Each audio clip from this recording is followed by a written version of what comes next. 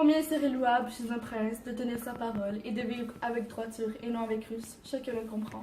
Toutefois, on voit par expérience, de nos jours, que de tels princes ont fait les grandes choses, qui de leur parole ont tenu peu compte, et qui ont su par ruse manœuvrer la cervelle des gens, et à la fin, ils ont dominé ceux qui se sont fondés sur la loyauté. Un prince est souvent contraint, pour maintenir ses états, d'agir contre sa parole, contre la charité, contre l'humanité, contre la religion. Que prince donc se propose pour son but de vaincre et de maintenir l'État? Les moyens seront toujours estimés honorables et loués de chacun, car le vulgaire ne juge de ce qu'il voit et de ce qui advient.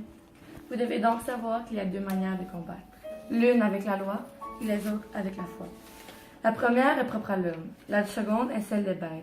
Mais comme la première, très souvent, il ne suffit pas, il convient de recourir à la seconde. Aussi est-il nécessaire à un prince de savoir bien user de la bête et de l'homme. Puisque donc un prince est obligé de bien savoir user de la bête, il en doit choisir le renard et le lion, car le lion ne se défend pas des rats et le renard ne se défend pas des loups. Ceux qui s'en tiennent simplement au lion n'y entendent rien. Un souverain prudent, par conséquent, ne peut ni ne doit observer sa foi, car une telle observance tournerait contre lui, et que son éteinte les raisons qui le firent promettre. Et jamais un prince n'a manqué de motifs légitimes pour colorer son manque de foi. De cela, on pourrait donner une infinité d'exemples modernes et montrer combien de paix, combien de promesses ont été rendues codiques et vaines par l'infinité des princes. Et celui qui a su mieux user du renard est arrivé à meilleure fin. Aussi, la question fondamentale posée par le prince n'est pas combien bien user du pouvoir, selon les vertus morales et chrétiennes, mais comment obtenir le pouvoir et le conserver. Le Prince est un ouvrage écrit au début du 16e siècle, en 1532 exactement, qui démontre par Nicolas Machiavel comment devenir prince et le rester ainsi. Cette pièce ne donnait pas de conseils moraux comme les traités classiques adressés aux princes à ce jour, donc Nicolas a souvent été accusé d'immoralisme, une doctrine qui propose des règles de vie différentes ou inverses à celles de la morale chrétienne. Toutefois, cet ouvrage de Nicolas a connu une grande prospérité et a été analysé par de nombreux penseurs.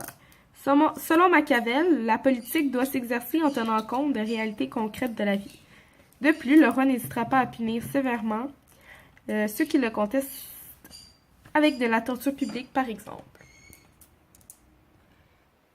Né à Florence, capitale de la région de Toscane en Italie, en 1469, il est issu d'une famille aisée et il décède à 58 ans au même endroit. Nicolas Machiavel a donné naissance à plusieurs thèmes français de machiavélisme qui fait directement référence au concept développé dans son œuvre, Le Prince, qu'on a présenté un petit peu plus tôt.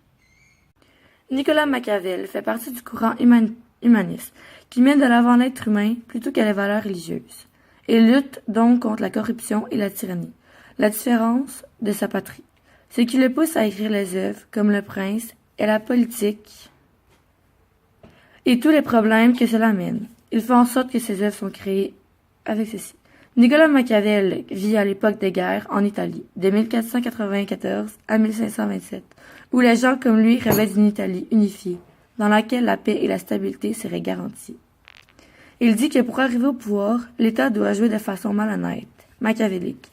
Suite à l'obtention du pouvoir, celui-ci peut dorénavant agir en fonction des lois.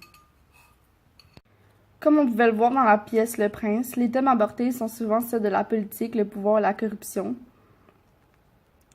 On remarque aussi que sa description de la politique à cette époque ressemble beaucoup à la nôtre aujourd'hui, celle où nos politiciens manipulent et dominent ceux qui se sont fondés sur la loyauté.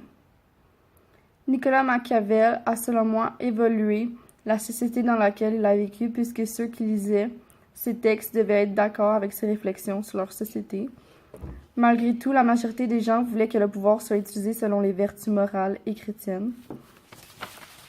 Bref, à partir de son apparition, cette pièce connaît un succès plus qu'important. Une quinzaine d'éditions seraient en circulation après une vingtaine d'années.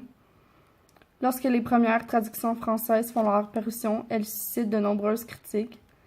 Certains catholiques n'apprécient pas ce genre de théâtre, tandis que d'autres en réclament davantage.